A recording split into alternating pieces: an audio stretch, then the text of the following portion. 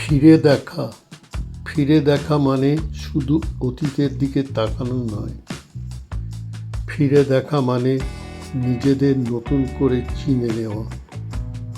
হযবরল আমাদের কাছে কোনো সাধারণ আড্ডা নয়। ফিরে তাকালে মনে হয় আমাদের জীবনযাত্রার সঙ্গে হযবরল যেন নিঃশব্দে জড়িয়ে গেছে। এটা আমাদের প্রতিদিনের জীবনের এক নির্ভরতার ঠিকানা। প্রতিদিনের ব্যস্ততা ছাপিয়ে 2 কাপ চায়ের টানে আমরা একত্রিত হয়েছি। সেই চায়ের কাপের ধোঁয়ায় মিশে গেছে আমাদের হাসি, অভিমান, সুখ আর দুঃখের গল্প। বয়স বেড়েছে ঠিকই, কিন্তু আড্ডায় বসলে হাঁটুর ব্যথা বা যে কোনো রোগ থেকে মনটা অনেক হালকা হয়ে যায়।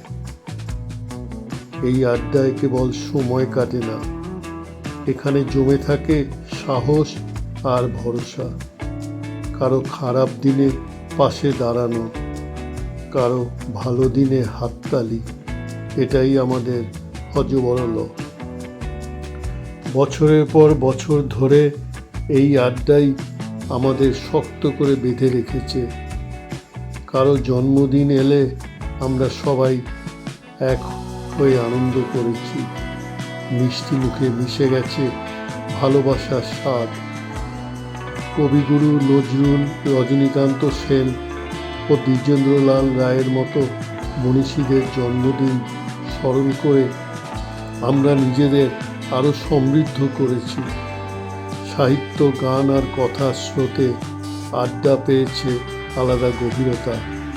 কখনো নাচ, কখনো গান, কখনো নিছকই হাসির ফোয়ারা, আবার কখনো কারো ব্যক্তিগত কষ্টে আমরা নিঃশব্দে পাশে এসে দাঁড়িয়েছি। বয়স বেড়েছে ঠিকই, কিন্তু মনটা আজও তরুণ। এই আড্ডাই আমাদের মনে করে দিয়েছে বন্ধুত্বের কোনো বয়স হয় না। হযবরল আমাদের কাছে আশ্রয়, আমাদের কাছে শক্তি, আমাদের কাছে বেঁচে থাকার আনন্দ। এই সারা বছর জুড়ে গড়ে ওঠা স্মৃতিগুলো আগামী দিনের পথ চলায় আমাদের অনুপ্রেরণা হয়ে থাকুক। চায়ের কাপ থাকুক, আড্ডা থাকুক, আর হযবরলর বন্ধুত্ব থাকুক ঠিক এইভাবেই, সহজ, উষ্ণ আর চিরকাল।